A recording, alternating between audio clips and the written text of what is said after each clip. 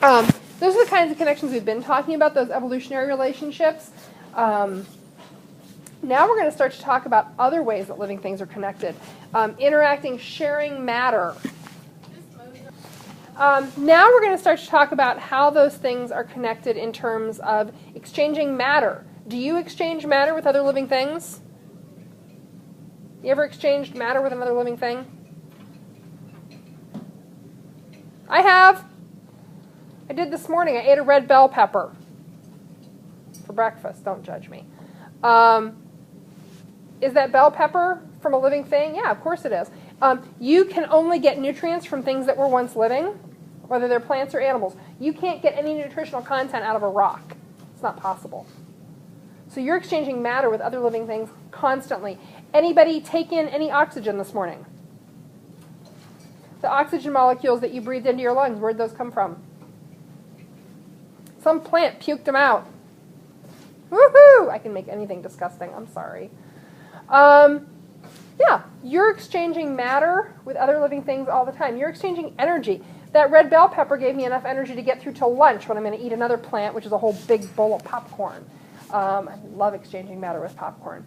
And I'll take that matter from that popcorn, and my cells will break it down into sugars, and that'll keep me running for the rest of the day. You're exchanging matter and energy with other living things all the time. They're exchanging matter and energy with you.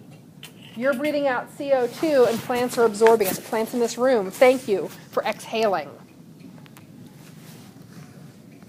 Tell me everything you know about how living things on Earth are organized. I know evolution is responsible for the organization. Yeah, that's true. When we talk about biological classification, especially now because we have ways to analyze DNA relationships, those classification structures are largely based on evolutionary relationships. Don't know. Organized by species. Yeah, and we're going to talk about that a little bit, classification. Based off intelligent environment population, don't know. Everything's organized, and I cut off the rest of that statement. Okay. What questions do you have about living things in the wild? Nothing. None. Don't know. Everything. I don't know. Nothing. How are they connected? How they survive?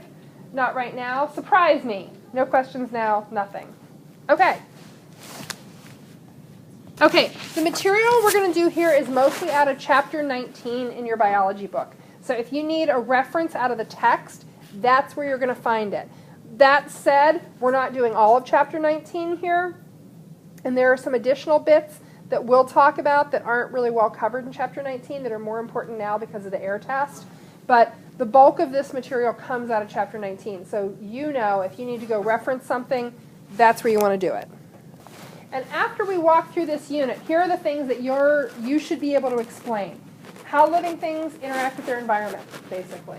Predator-prey relationships, like you've had that in middle school. We're not doing that.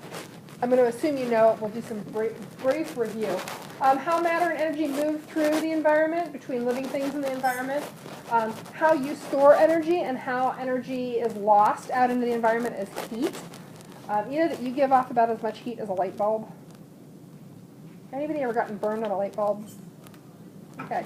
You give off about that much heat. You transmit it differently. People don't get burned when they touch your forehead because you're spreading that energy out over a much larger surface. But you give off quite a bit of heat. That's how a bunch of people can heat up a room real fast. If you've ever been in a big family gathering where suddenly the house is just disgustingly hot, and no matter what they do with the thermostat, they can't cool the house off. And so, Thanksgiving afternoon, when it's 20 out, you end up with all the windows open. Because all those people are giving off heat. It's being lost out in the environment. You're going to be able to explain how distribution and abundance, that is how things are spread out and how many of them there are, of organisms and populations are limited by the amount of material, the amount of energy that's available in an ecosystem. There are limits on how many things can be supported in an ecosystem. And some of these concepts really are beyond Chapter 19. They're sort of a whole unit. But that's the kind of concepts we're going to look at. So we're going to look at things like carrying capacity and limiting factors. Hey, look at that big, beautiful thing. Isn't that pretty? That's home. That's our home. You know what that is. That's the Earth. You know what the atmosphere is, yes? What's the atmosphere?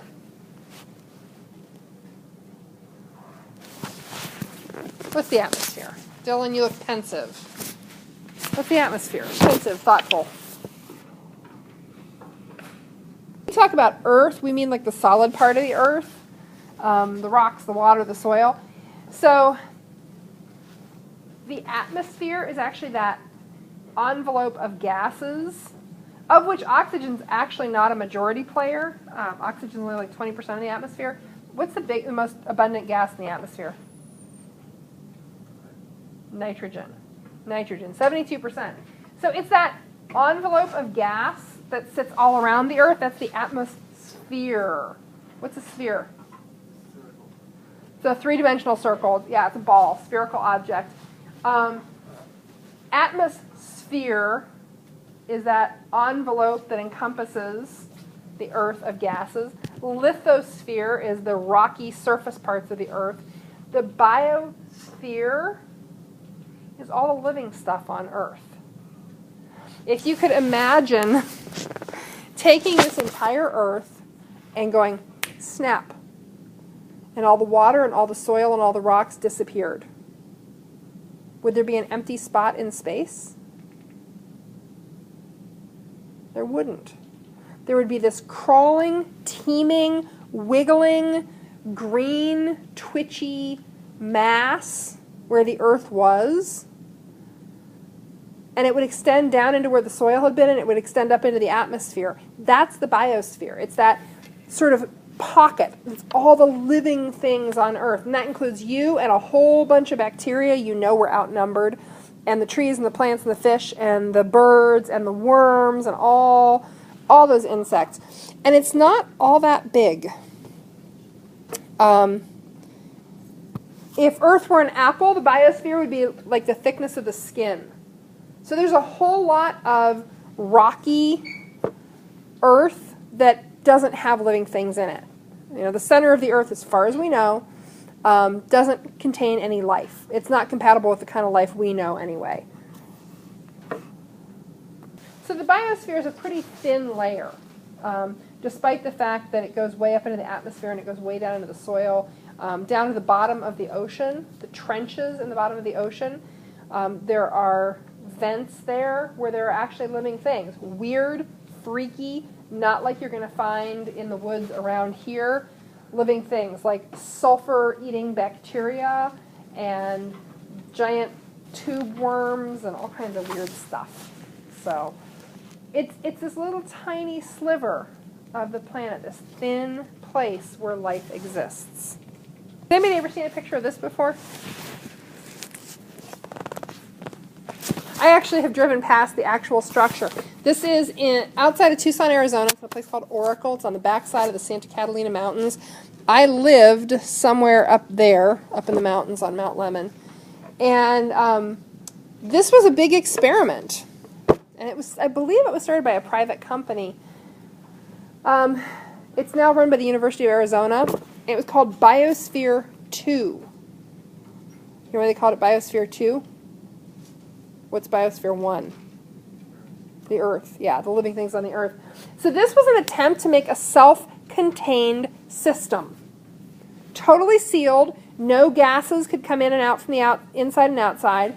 No matter could come in and out from the outside. If you've ever watched any kind of space movie, you know, there's always like a base on the moon someplace. This was kind of set up to simulate that sort of environment. This was set up to act as though the outside environment was hostile. You couldn't get gases in or out. You couldn't get food in or out. And you had to live with what you had under this dome. So they had a miniature ocean. They had a rainforest. And for those science fiction people, and I will here reference the Doctor Who because I can't help myself. There's the one episode where, like, well, every spaceship has a forest. Where else would they get the oxygen? So, and there are numerous episodes of numerous science fiction, including Doctor Who, that have moon bases. I was just thinking about one on my way to school this morning. And these things have to be self-contained. Well, guess what? The Earth is self-contained, folks. I want you to contemplate something. You are holding on to a rock hurtling through space at a couple thousand miles an hour. Buckle up, kids. I mean, that's what you're doing. And the only thing that comes in is sunlight. Everything else, we gotta deal with what we have here on the planet. So this system was set up the same way. The only thing that could come in was sunlight. They had all the matter that they were going to use in there. And the experiment started with, I think it was 9, what they called bionauts, who got sealed in for a year.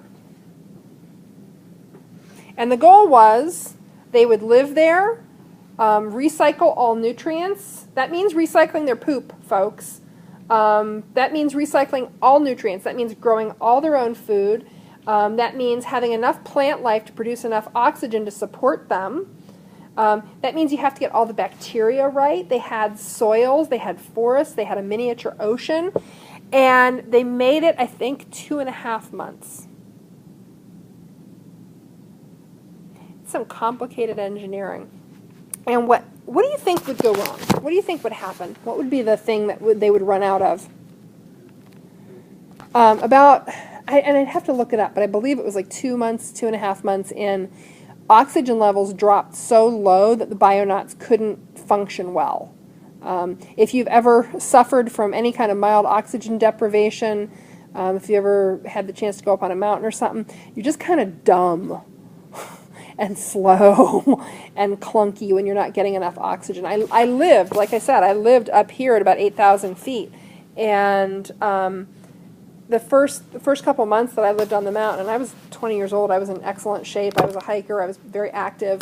I was winded walking from my cabin down the road. Like, I had to sit down.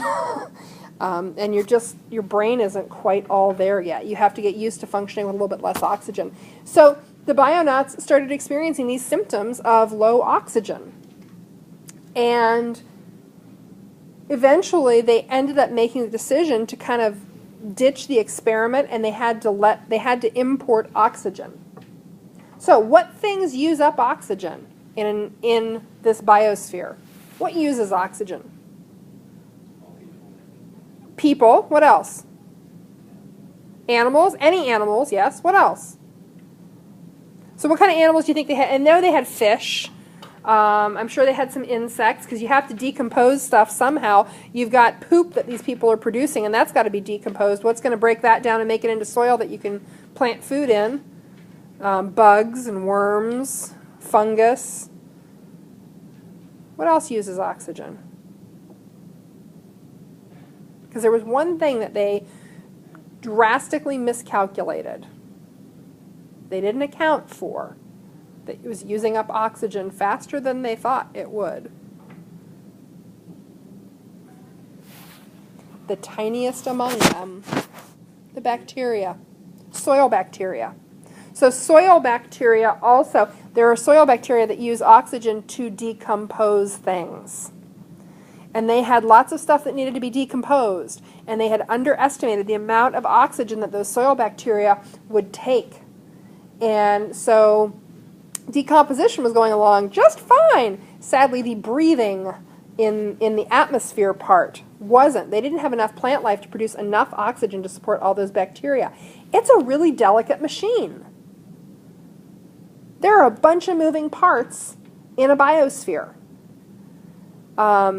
And I think the Biosphere II example is a great way to think about how complicated it really is. We kind of take it for granted that it all just works.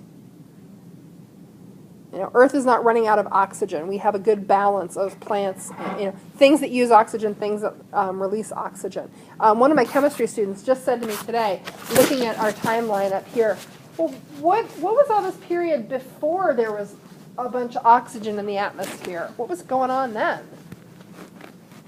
There were lots of anaerobic bacteria, things that don't use oxygen. And actually, when you started to see oxygen levels in the atmosphere climb, it was a crisis. Paleobiologists talk about it as the oxygen crisis, because oxygen was this nasty toxic stuff, and all these bacteria that can't live in the presence of oxygen, suddenly it's like somebody flooded the place with poison gas. They start dying off. And suddenly, who has an advantage in that environment? Bacteria that use oxygen. And then other life forms that use oxygen, like, hey, us, we have an advantage. Of course, we weren't there, but, you know, things that are the ancestor species of things like us. Okay, so that's a biosphere. It's actually easier to think about, I think, when you look at something on a small scale. I mean, this is understandable. The entire Earth is this crazy, massive, complicated system made up of all these little tiny working parts. It's sort of the ultimate watch with all these little teeny tiny gears. And who would think that the tiniest little thing, bacteria, could throw off your calculations so badly? I mean, they had done some serious math going into this. You know, how many tons of, how many calories will these people need for a year? How many tons of waste will they generate for a year? How much water will they need? How much water can we cycle? I mean, this was built so that it rained in here. You get solar energy in, it evaporates water.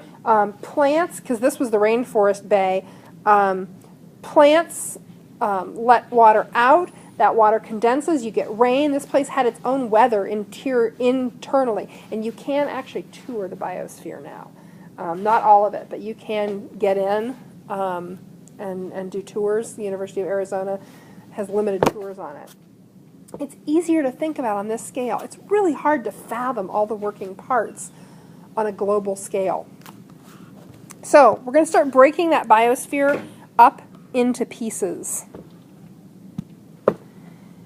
And the first, you may have heard the term biome. You talk about biomes in middle school, I think. But biomes are just sort of, they describe the things that live there. We're going to actually talk about ecosystems. So the biosphere is made up of a bunch of smaller units called ecosystems. And an ecosystem is a particular place, and it's all the living things and all the non-living things that you find in that place. The living things are biotic factors, the non-living things are abiotic factors. And it's all of those things that we find in one place. An ecosystem is composed of communities. It's made up of a bunch of smaller things inside it called communities. Communities are only living things. A community is only the living things in the ecosystem. And it's all the populations of species that live in a particular place. But it's important to know that communities are made up of only the living parts of the ecosystem. Now, this year we have talked about populations again and again and again. We started off doing it with bacteria. We've talked about it a lot. So this should be one that's very obvious to you by now. But a population is what? It's all the members of a species that live in a particular place and can interbreed. It does not mean the number of something. That is population size. That's a different thing. So when we talk about a population, we're talking about all the members of a particular species. They have to be in the same place. We have to specify that place, and they have to be capable of interbreeding. And we talked a little bit more about definitions of species in our last evolution unit, and that they have to be capable of interbreeding if we're going to call them a species. So here we have a population of walruses, a population of penguins, very dense. This could be part of a population of humans, but it's not the number of individuals in an area. It's just the individuals. So we run through all these levels of organization. And below population, we can get down to individuals. We could talk about a single gilled snail in this ecosystem and what it's doing. But in biology, we usually talk about things at the population level. We usually don't get too far down below that. We can talk about an individual. We can talk about individual cells. But in ecology, we're definitely typically talking about larger groups like populations. Okay, this is going to be our last slide today. I'm going to have an illustration assignment for you. The rest of the time is yours to work on doing illustrations, finishing up parts A and B on your vocabulary. At the point when you are done with A and B on the vocabulary, you can show me and get your grade. Tomorrow, what the other group will do is they'll have time for the illustrations, and we'll run through some of this, and that's it.